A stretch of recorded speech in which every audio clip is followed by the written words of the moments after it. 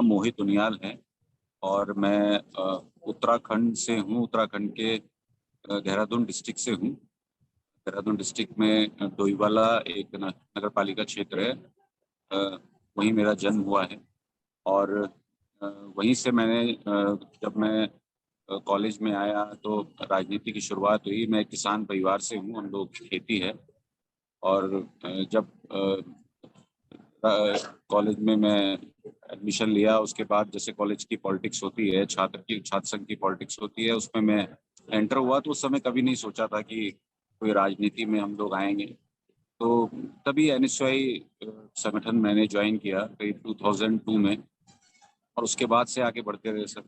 मैं 2006 में एमकॉम पास किया था देहरादून डीएवी कॉलेज से। और प्रोफेशन जो है हम लोग, क्योंकि फार्मिंग है हम लोग की, गन्ना किसान है हम लोग। हमारे डोईवाला देहरादून का जो क्षेत्र है, ग्रामीण क्षेत्र हम लोगों का ज़्यादातर पड़ता है। तो खेती पर ही हम लोग ज़्यादा निर्भर हैं। मेरे परिवार में वाइफ है, एक बेटा है 5 साल का, अभी 8 अक्टूबर को ही हुआ है। मुझे मौका नहीं मिला घर जाने का क्योंकि हम लोग यात्रा में ही थे।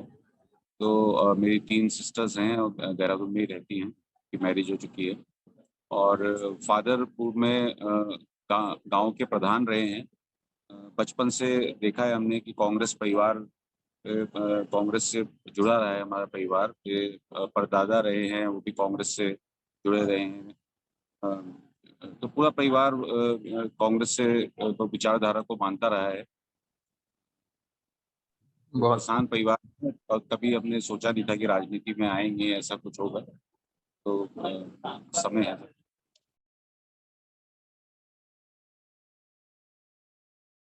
देखिए, एक तो मैं कहूँगा कि ये ऐतिहासिक यात्रा है और राजनीति को हम अगर देखते हैं तो कहीं ना कहीं हम लोग जो राजनीति को जिस तरीके से देखते हैं, आज की जो राजनीति है वो कहीं ना कहीं पद पद प्रतिष्ठा और पैसे के आसपास घूम रही है। मगर असल में जो राजनीति है, जब हम लोग राहुल जी से मिले, राहुल जी से जुड़े, उनसे जब हम लोग की बातचीत हुई एनएसयूआई के दौर में, जब हम लोग राष्ट्रीय राजनीति में मैं आया, काम करा, तो हम लोगों को पता चला कि असल राजनीति त्याग, तपस्या और सेवा की। और जब कांग्रेस पार्टी ने और श्री राहुल गांधी जी ने डिसाइड किया भारत जोड़ो यात्रा के बारे में, तो राहुल जी ने एक चीज बोली थी कि एक तपस्या है कि 150 दिन की जो यात्रा है, जिसमें 5 महीने लगेंगे और कन्याकुमारी से लेकर हम लोग कश्मीर तक पद यात्रा करेंगे, पैदल यात्रा करेंगे। तो ये सोचते ही मुझे भी ऐसा लगा कि क्या ये हो सकता है, क्या ये मुमकिन भी हो सकता है कि हम लोग इतना पैदल चल सकते हैं, इतने 3,571 किलोमीटर हम क्या पैदल चल सकते हैं। तो जब मेरे मन में, जब मैंने सुना इस यात्रा के बारे में, तो मेरे मन में था कि क्यों ना मैं भी इसका हिस्सा बनूं, क्योंकि एक ऐतिहासिक पल है। मुझे नहीं लगता कि पहले दांडी यात्रा हुई आज़ादी से पहले, और भी कई यात्राएं हुई हैं इस देश में। दूसरे देशों में भी पद यात्राओं का बहुत महत्व रहा है और इस ऐतिहासिक यात्रा का मैं भी पार्ट बनना चाहता था। और इसमें पूरे भारत को, पूरे ग्रामीण भारत को देखने का और समझने का मौका हम लोगों को मिलता, तो इसलिए मैं इस यात्रा को ज्वाइन किया। और मुझे लगता है कि इसको एक राजनीतिक यात्रा ना कहकर ये हमारी स्वयं की भी यात्रा है, क्योंकि जब हम पैदल चलते हैं और हम जब देखते हैं, जब लोगों से मिलते हैं, लोगों को समझते हैं, भारत के लोगों को समझते हैं, तो बहुत ही अजीब, एक अलग ही फीलिंग होती है। हमने सोचा नहीं था यात्रा में आने से पहले, और अब लगता है अब बहुत कुछ खुद के अंदर भी बदलाव हम महसूस करते हैं।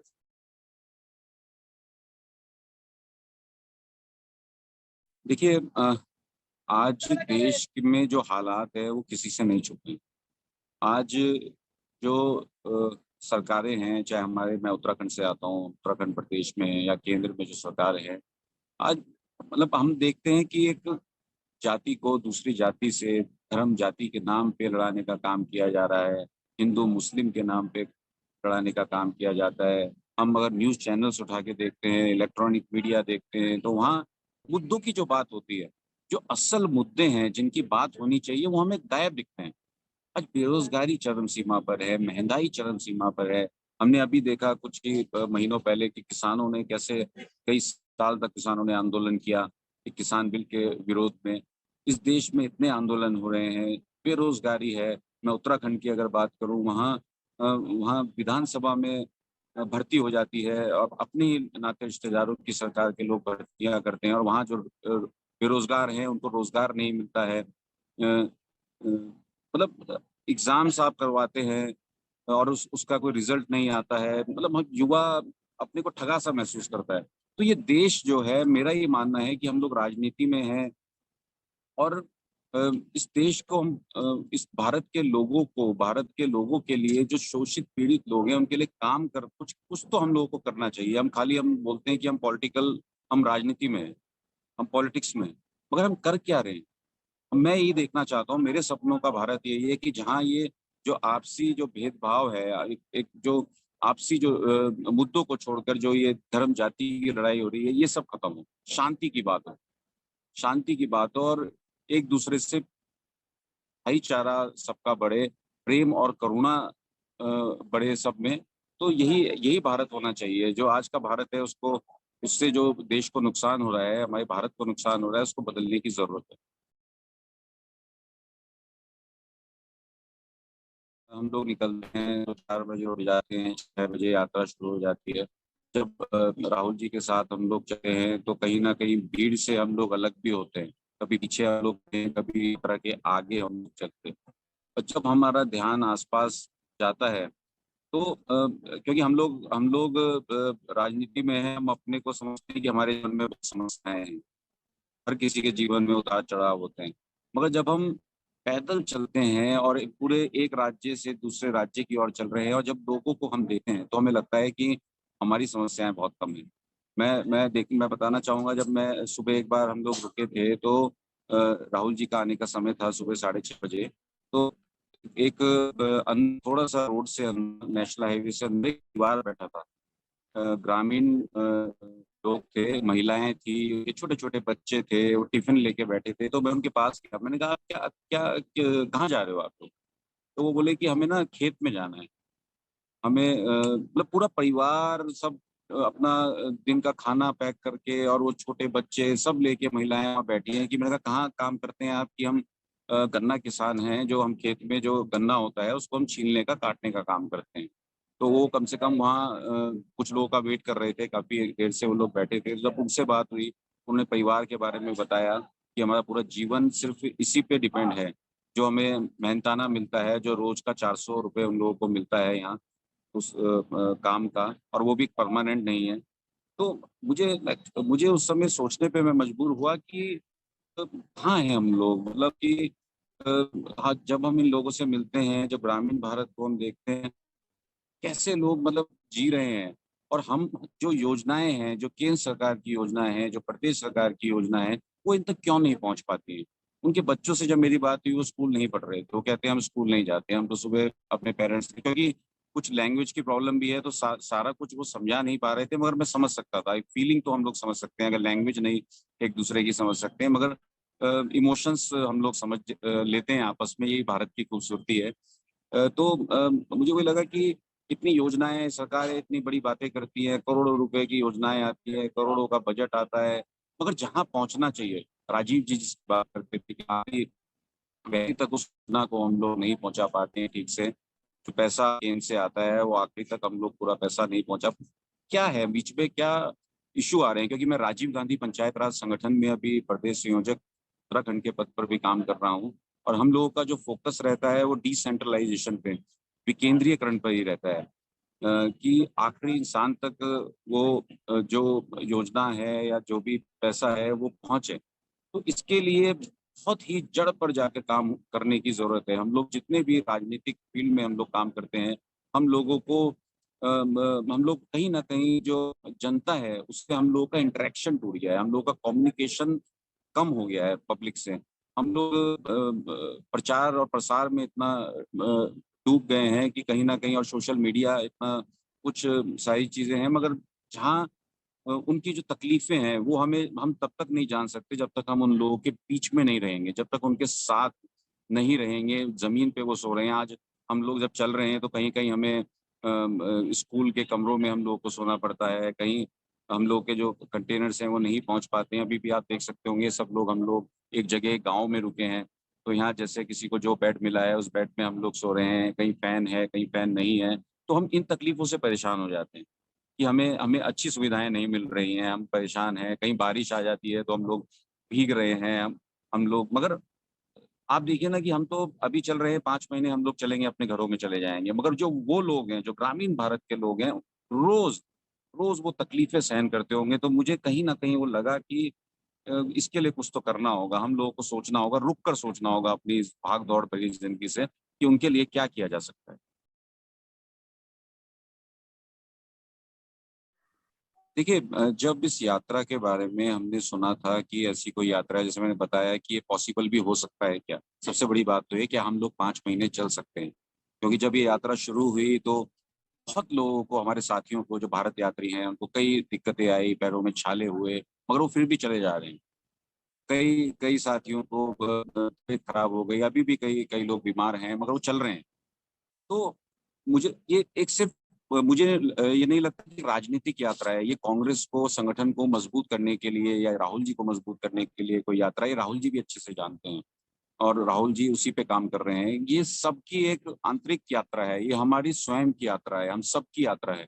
और इस जो 5 महीने की यात्रा है, इसमें सबसे बड़ा बदलाव कोई संगठन बहुत मजबूत हो जाएगा, वो सारी चीज़ें उससे हटकर जो मुझे लगता है, जो मेरा पर्सनल बिलीफ है कि ये हम सबके अंदर एक बदलाव आएगा। जब हम उस तपती गर्मी में और भारी बरसात में जब हम चल रहे हैं, उस धरती में चल रहे हैं और ऊपर से सूरज है या बरसात हो रही है, तो मुझे लगता है कि जब तक हम 5 महीने हम लोग कश्मीर तक हम लोग जब पहुँचेंगे, तो हमारे अंदर जितना कुछ भरा हुआ है, हमारे अंदर जितने विकार हैं, चाहे मैं उनको कहूँगा ईगो बोलेंगे, लालच बोलेंगे या डर है, जिस डर को जो राहुल जी बोलते हैं कि डरो मत।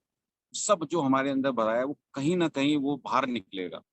वो उसको उसको हम लोग वो खत्म होगा हमारे अंदर से। क्योंकि हम जिस भारत की हम लोग बात करते हैं, तो भारत की धरती पे साउथ से आखिरी छोर से लेकर कन्याकुमारी से लेकर कश्मीर तक हम लोग चल रहे हैं, तो वो जो मैल है हमारे अंदर का वो निकलेगा और कहीं न कहीं जो सच्चाई है देश की, जो मैंने बताया कि ग्रामीण भारत को मैं समझने का मौका मिला, वो हम लोगों को देखने का वो समझने का और खुद में बदलाव लाने का, अगर हर व्यक्ति, अगर यहाँ हम 119 भारत यात्री हैं, अगर हम लोग ही बदल जाएँगे तो ज़रूर देश बदलेगा, ज़रूर कांग्रेस पार्टी बदलेगी।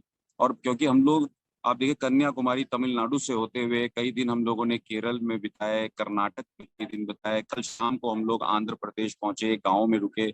आज हम सुबह 6 बजे चले क्योंकि गर्मी बहुत होती है, लोग साढ़े 6 पौने 7 तक चल रहे थे।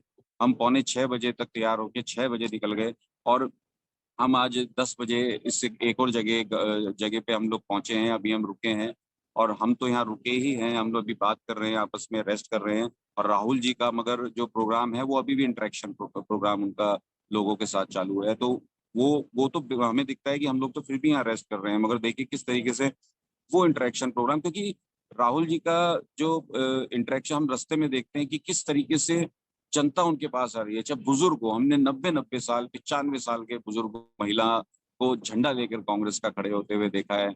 कैसे जो बच्चे हैं, जो युवा हैं, वो राहुल जी की ओर भागकर आते हैं और बताते हैं, जो युवा हैं, कि भई चाहे उनको जो तकलीफ है, चाहे महँगाई है, चाहे बेरोज़गारी है, उसके बारे में वो राहुल जी को बताते हैं, यहाँ इंटरेक्शन प्रोग्राम हो रहे हैं।